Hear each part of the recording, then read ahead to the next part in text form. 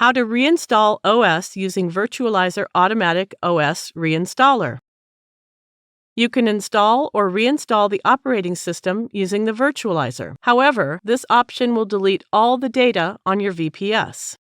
Click the Manage icon of the VPS on which you wish to install the operating system.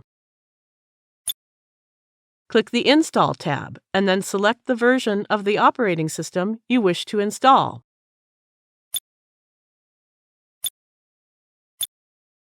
You can manually type the password, or you can generate a secure password automatically.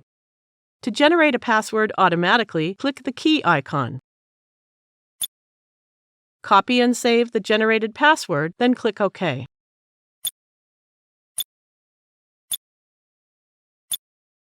Leave this box for Format Primary Disk unchecked and click the Reinstall button. If you need the data on the VPS, you must have a backup. If you don't have a backup, click Cancel and first create a backup, then click OK to proceed.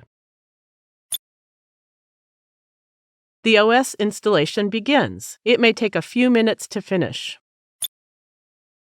That's it. You know how to reinstall OS using Virtualizor. Thank you for watching.